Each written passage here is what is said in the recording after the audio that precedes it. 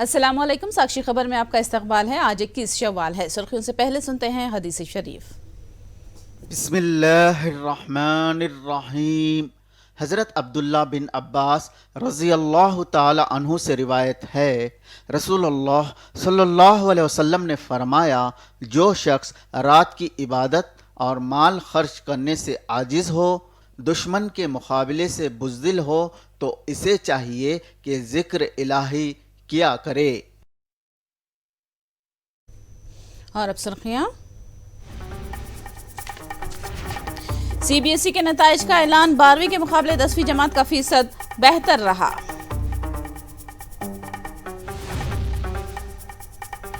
कर्नाटक में कल होगी वोटों की गिनती। नताइज से पहले सियासी कायदीन कर रहे हैं तबादिले ख्याल। एपी में डॉटेड लैंड मसला हल हो गया। 1 लाख किसानों से इंसाफ। जगन हुकूमत ने किसानों को दी खुशियों की सौगात।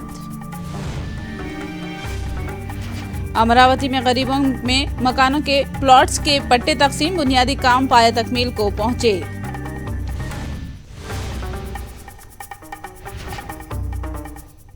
और अब तफसील। Central board of secondary education CBSE की 10वीं और 12वीं जमात के नताइज का ऐलान कर दिया गया है। सीबीएसई के 10वीं जमात के नतीजे का फीसद 93.12 रहा, जबकि 12वीं जमात के नतीजे का फीसद 87.33 रहा।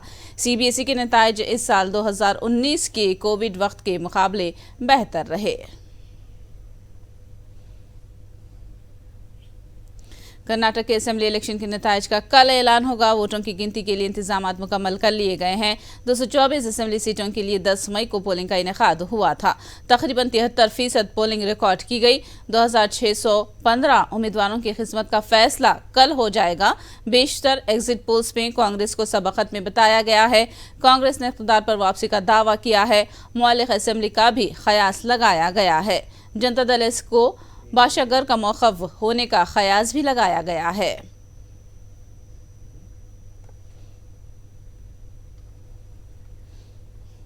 कर्नाटक में असेंबली इलेक्शन के नताइज से पहले सियासी जमातों के कायदीन तबादिले ख्याल कर रहे हैं। बेंगलुरु में कांग्रेस के कौमी सदर मल्लिकार्जुन खड़गे के मकान पर डी.के. शिव कुमार और सिद्धारामैया ने मुलाकात करके पार्टी की हिकमत अमली पर तबादिले ख्याल किया। उधर बीजेपी के सीनियर कायदीन का इजलास येदियुरप्पा के मकान पर मुनक़िद हुआ, जिसमें कारगुजार वज़ीर आला बोम्मई ने भी शिरकत की।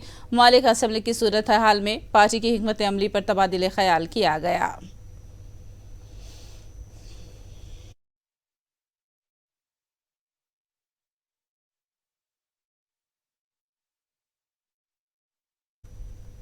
जनता दल इसके सदर एच.डी. कुमारस्वामी इलाज के लिए सिंगापुर रवाना हुए हैं। एमएलए सीएम इब्राहिम ने कुमारस्वामी के सिंगापुर में इलाज की तस्दीक की। ताहम उन्होंने कहा कि वो कर्नाटक वापस कल होंगे और मौलिक असेंबली की सूरत हाल में और जनता दल इसके बाशागर के मौक़िफ़ हासिल करने पर क्या फैसला लिया जाएगा, इस ताल्लुक़ से उन्होंने कहा कि कुमारस्वामी की आमद के बाद ही कोई फैसला लिया जाएगा। Medical checkup to Singapore. He will come back and we will sit and we will take the decision. What will be the decision, sir? Because one of your spokespersons says... No, he is not our spokesperson. First I have clarified you. Somebody will sit there, he says, we will have a coalition. No, he is not in our party. I am the party president. I am clarified it already in the morning. Now again through ENI I am clarifying. So you haven't decided that you will go for the coalition? No, we will wait for the election results and we will take the decision. What about Mr. Tanveer Ahmed, sir? No, he is not on our party. He is nothing. Long back he is left. Will the action be taken against? No, when he is not with us, how can he take? बीवी है तो तलाक दे सकते हैं, रास्ते पे जाने वाले औरत को क्या तलाक देंगे हम? है? What are you thinking, sir? What is your prediction, sir, in this election? The prediction is, we will see. People depends upon the people. Exit polls are saying that... Exit poll जो पैसा दिया के करवा रहे हैं, हमारे पास पैसा नहीं है।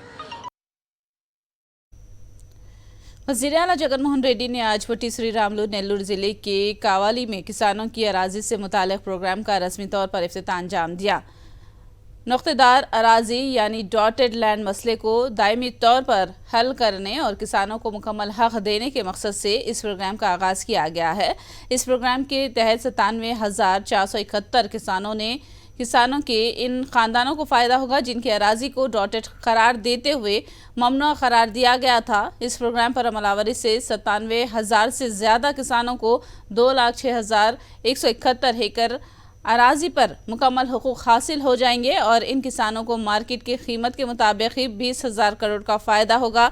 साबिक़ हुकूमत ने 2016 में एक जीओ जारी करते हुए किसानों के हुकूक की तलफी की थी, मगर अब जगन हुकूमत किसानों से इंसाफ कर रही है। वाज़ेह रहे कि बरतानवी दौर में किसानों की ज़मीन को डॉटेड करार देते हुए उनकी खरीद व फरोख्त पर इम्तनायत किया गया था, मगर अब जगन हुकूमत इन डॉटेड लैंड्स की निशानदही करते हुए पट्टे के जरिए किसानों का फ़ायदा कर रही है।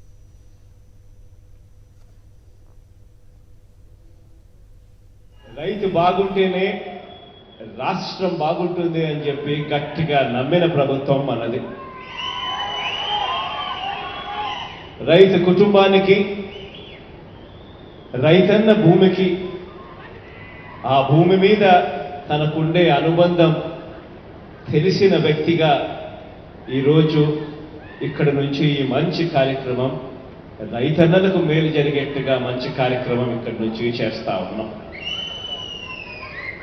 ఈ 22Aలో ఇంతకాలం ఉన్న ఈ భూముల విలువ ఎంతో తెలుసా? రిజిస్ట్రేషన్ విలువ మాత్రమే అక్షరాల దాదాపుగా 8,000 కోట్ల రూపాయలు. వీటి మార్కెట్ విలువ కనీసం అంటే 20,000 కోట్ల రూపాయలు కనీసం అంటే. దాదాపుగా 97,471 మంది రైతన్నల కుటుంబాలకు దాదాపుగా 2,06,170 ఎకరాల చుక్కల భూములను ఈరోజు వాటి మీద సర్వ హక్కులను ఇస్తూ రైతన్నలకు ఈరోజు మంచి జరుగుతూ ఉంది. బ్రిటిష్ వారి కాలంలో ఇలా చుక్కలు పెట్టి వదిలేసి లెక్కలు తేల్చక వాటిని రైతులు దశాబ్దాలుగా సాగు చేసుకుంటూనే వస్తూ ఉన్నారు.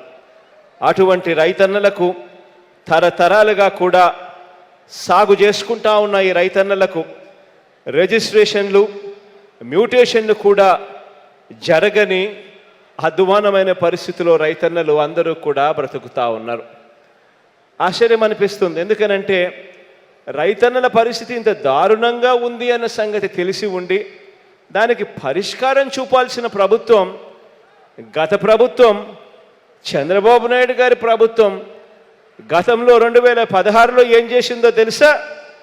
పుండు మీద కారం చల్లినట్టుగా 2016లో టీడీపీ ప్రభుత్వం, చంద్రబాబు నాయుడు గారి ప్రభుత్వం అప్పట్లో ఒక మెమో ఇచ్చి రిజిస్ట్రేషన్స్ అన్నీ కూడా ఏవి కూడా అయ్యే పరిస్థితికి ఎక్కడా కూడా లేకుండా 22A నిషేధిత జాబితాలో చేర్పించి రైతుల జీవితాలలో నిజంగా చంద్రబాబు నాయుడు గారు చాలా అన్యాయం చేశాడు. 2016లో రైతన్నలకు మంచి చేయాల్సిన ఆలోచనలు చేయకుండా, వాటిని ఎలా పరిష్కరించాలి అన్న ఆలోచనలు చేయకుండా, రైతన్నలకు ఎలా ద్రోహం చేయాలి అని చెప్పి కొత్తగా పుండు మీద కారం చల్లినట్టుగా 2016లో ఏకంగా ఆయన నిషేధిత జాబితాలో 22Aలో ఈ భూములన్నీ కూడా చేర్పించాడు. डॉटेड लैंड मसले की 100 और इस अराजी पर किसानों को मुकम्मल इख्तियारात मिलने पर किसानों में खुशी की लहर दौड़ गई है। अराजी पर मुकम्मल इख्तियारात मिलने और इंसाफ करने पर किसानों ने वजीर आला जगन मोहन रेड्डी का शुक्रिया अदा किया।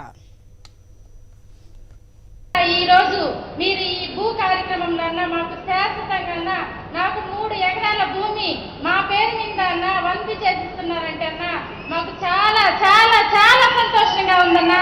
అన్న ఈ రోజు నన్ను 50 లక్షల రూపాయల పొలానికి వారసురాలిగా చేశారన్నా నన్ను. మీరు దీనికి ఎంతో ఎంతో కృతజ్ఞత చెప్తున్నామన్నా. మేము పెన్షన్ కోసమన్నా పడిగాపులు కాసేవాళ్ళన్నా, 4 రోజులు 5 రోజులు పడిగాపులు కాసేవాళ్ళన్నా. ఇప్పుడైతే 6 గంటల కల్లా 1వ తారీఖు వస్తుందంటే ప్రతి ఒక్క తాత అవ్వ కూడా 6 గంటల కల్లా వాలంటీర్ వచ్చి డబ్బులు ఇస్తున్నారు. ఇదిగో అయ్యా మీ మనవడు ఇస్తున్నారు తీసుకోండి అని. ఎంతో సంతోషం అన్నా. మాకైతే కన్నుల పండుగగా ఉందన్నా. చూసి చాలా సంతోషిస్తున్నాం అన్నా. అన్నా ఈ మరలా కూడా మీరే సీఎం కావాలని అన్నా మేమందరూ ఆకాంక్షిస్తున్నాం.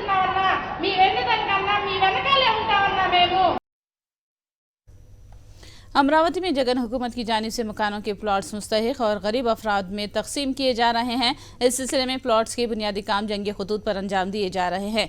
गुंटूर और कृष्ण जिले के हुदूद में प्लॉट्स की निशानदही, लेआउट्स की तकमील हो चुकी है और इंफ्रास्ट्रक्चर फराहम किया जा रहा है। 15 मई तक कामों की तकमील की CRDA कमिश्नर विवेक ने तवक्को जाहिर की है। గుంటూరు కలెక్టర్ మరియు కృష్ణా కలెక్టర్ అడిగినట్లు ల్యాండ్ కేటాయించడం జరిగింది. ల్యాండ్ కేటాయించిన తర్వాత లేఅవుట్ అప్రూవల్ ఇచ్చినాక ఇన్ఫ్రాస్ట్రక్చర్ క్రియేట్ చేయడానికి కొన్ని పనులు మనం మొదలుపెట్టాము. ఫస్ట్ జంగల్ క్లియరెన్స్ చేయడం జరిగింది. ఆల్మోస్ట్ ఇప్పుడు వరకు ఎంటైర్ జంగల్ క్లియరెన్స్ అయిపోయినాయి. జంగల్ క్లియరెన్స్ అయిపోయినాక ఈచ్ లేఅవుట్లో ల్యాండ్ లెవెలింగ్ మనం టేకప్ చేసాం. ల్యాండ్ లెవెలింగ్ అయిపోయినాక రోడ్ ఫార్మేషన్, ఇప్పుడు మనకి గ్రావెల్ లోకల్గానే అందుబాటులో ఉంది. ఆ గ్రావెల్ సప్లై చేసుకొని ఎవరైతే కాంట్రాక్టర్స్ ఉన్నారో వాళ్ళ ద్వారా రోడ్ పనులు జరుగుతుంది. ప్యారలీ స్టోన్ ప్లాంటేషన్ కూడా మనం టేకప్ చేస్తున్నాము. ఎంటైర్ 20 లేఅవుట్స్లో 50 హౌస్ సైట్స్ ఇవ్వాలంటే అరౌండ్ దగ్గరగా 82,000 స్టోన్స్ మాకు కావాలి. ఆ స్టోన్స్ ప్రొక్యూర్మెంట్కి ఆల్రెడీ ఆదేశాలు ఇవ్వడం జరిగింది. అండ్ స్టోన్స్ రోజుకి కొంత వస్తుంది. వచ్చిన స్టోన్స్ మన పెగ్ మార్కింగ్ చేసుకొని లేబర్ ద్వారా స్టోన్ ప్లాంటేషన్ పనులు కూడా జరుగుతుంది. మనకి సీఎం ఆఫీస్ నుంచి వచ్చిన డైరెక్షన్ ప్రకారము 18th రోజున కార్యక్రమం ఉండొచ్చు. అందుకనే మనకి ఉన్న టీము మరియు కలెక్టరు గుంటూరు, కలెక్టర్ కృష్ణ వాళ్ళతో కోఆర్డినేట్ చేసుకొని 15th లోపలే అన్ని ఇటువంటి బేసిక్ ఇన్ఫ్రాస్ట్రక్చర్ పనులు పూర్తి చేసే విధంగా చర్యలు తీసుకుంటున్నాము. టోటల్ 20 లేఅవుట్స్ ఉన్నాయి. 20 లేఅవుట్స్లో అంటే ఆల్మోస్ట్ అన్ని లేఅవుట్లో రోడ్ పనులు జరుగుతుంది. ప్యారలీ స్టోన్ వేయడం పనులు కూడా జరుగుతుంది. అడిషనల్గా 268 acres మనము కేటాయించాము. అక్కడ కొంత వర్క్ జరగాల్సిన ఉంటుంది. ఈరోజు జంగల్ క్లియరెన్స్ పనులు మొదలు పెడుతున్నాము. गोल के मार्कापुरम मंडल में हुकूमत अवाम की दहलीज तक प्रोग्राम का इनेकाद हुआ। इस प्रोग्राम के तहत वायएसआर कांग्रेस पार्टी के MLA नागार्जुना रेड्डी ने घर घर पहुंचकर अवाम से मुलाकात की और हुकूमत की सरकारी स्कीमात पर अमल आवरी के ताल्लुक से अवाम से दरियाफ्त किया। नागार्जुना रेड्डी ने बताया कि मार्कापुरम में 60% विलेज सेक्रेटरीट की तामीर मुकम्मल हो चुकी है। बीजेपी की जानिब से तेलंगाना के अजला में बेरोजगारों के मसाइल पर मार्च का इनेकाद किया जा रहा है। मेदक में बेरोजगार मार्च का इनेकाद किया गया। इस मार्च में तेलंगाना बीजेपी के सदर बंडी संजय और विजय शांति ने खिताब करते हुए केसीआर हुकूमत को शदीद तनकीद का निशाना बनाया और बेरोजगारों की मसाइल हल न करने का हुकूमत पर इल्जाम लगाया।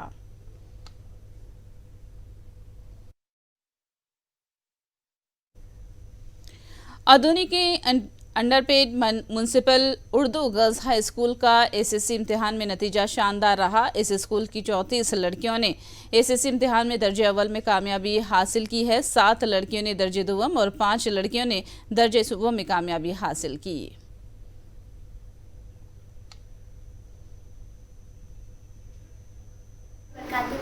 मेरा नाम यसरफत सुल्ताना है और मैं underpaid municipal Urdu girls high school में पढ़ती हूँ। मुझे 10th क्लास में 571 मार्क्स आए हैं आउट ऑफ 600। अस्सलामुअलैकुम, मेरा नाम मनियार मुस्कान है। मेरी स्कूल का नाम underpaid municipal Urdu girls high school है। मुझे 523 मार्क्स हासिल हुए हैं। शुक्रिया। शिवसेना के सदर उद्धव ठाकरे ने महाराष्ट्र के गवर्नर कोश्यारी के खिलाफ मुकदमा दर्ज करने की मांग की है। ठाकरे ने सुप्रीम कोर्ट के रिमार्क का हवाला देते हुए गवर्नर के खिलाफ कार्रवाई की मांग की है। ऐसे कोई कहे कि उस समय मुझे लगा कि इसकी हत्या कर दो, तो क्या वो सही बात में आप मान सकते हैं? हत्या तो हत्या होती है। वो उस वक्त की इस वक्त की बात वक्त की बात नहीं है।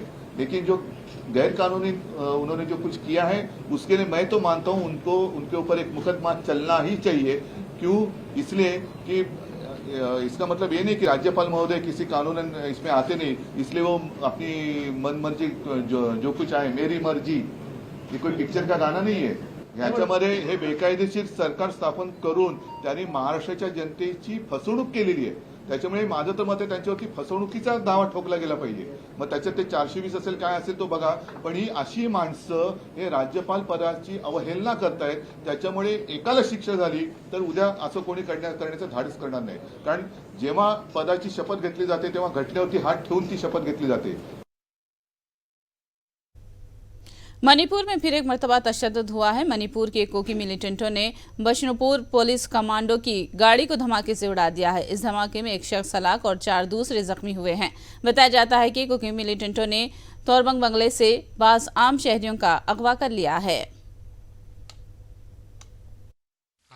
पहले आज भी सुबह 6:30 बजे के आसपास हमारा रूटीन डेली रूटीन की तरह हमारा एक टीम पेट्रोलिंग जा रहा है।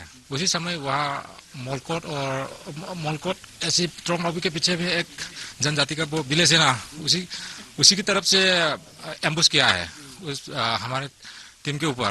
तो हम लोग उसी समय पर रीइंफोर्समेंट के लिए हमें बुलाया गया है। हमारे पहुंचने से पहले एक आदमी एक्सपायर हो गया है और 4 जख्मी घायल हो गया है पुलिस से। हाँ, हमारा कमांडो का है, वही बीपीआर का है। कांग्रेस लीडर सचिन पायलट ने संघर्ष यात्रा अजमेर से शुरू की है। उन्होंने करप्शन मामले की जामा तहकीकात कराने की राजस्थान हुकूमत पर जोर दिया है।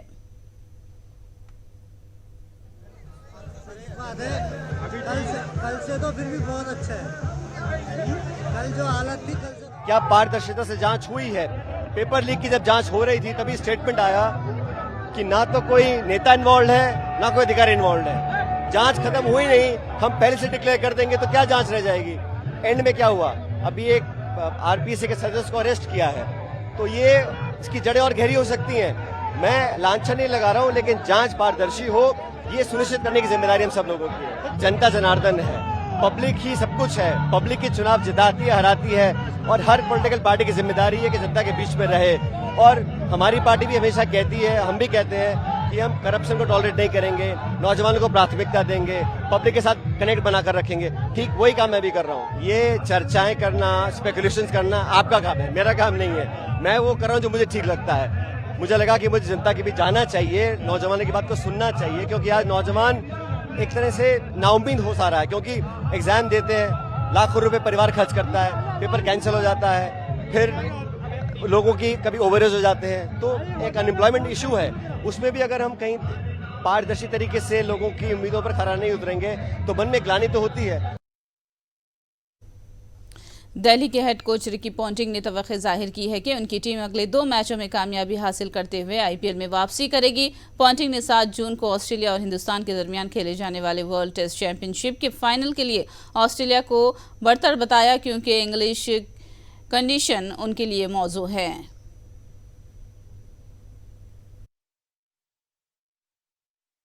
No, I think you hit the nail on the head there. Two very good teams, 2 teams that have had a lot of success over the last 2 years, and 2 teams that are playing on a neutral venue. I think it's been talked about maybe even using a different cricket ball that's normally used in England. Sounds like they're going to use the Kookaburra ball in the UK when it's always been the Duke. So those things, all thrown in together. A 6-day game, obviously, as well, which is you would think that there probably should be a result. If the boys are playing the right way, there should be a result over 6 days. But no, I'd be a very brave man to try and give you an outcome in the game. But I'm just really excited to see those 2 teams play that game, and that's the reason this whole Test Championship is what it is, to find the champion team over that period of time and have it decided in a neutral venue. So. I'm excited to be over. I think the test starts on the 7th of June. I arrive on about the 3rd, so I'm looking forward to it. आखिर में सुर्खियां एक बार फिर। CBSE के नताइज का ऐलान, 12वीं के मुकाबले 10वीं जमात का फीसद बेहतर रहा।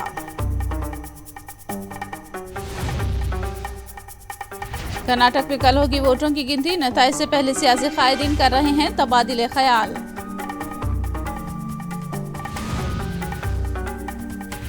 एपी में डॉटेड लैंड मसला हल हो गया, 1 लाख किसानों से इंसाफ, जगन हुकूमत ने किसानों को दी खुशियों की सौगात। अमरावती में गरीबों में मकानों के प्लॉट्स की तकसीम, बुनियादी काम पाया तकमील को पहुंचे।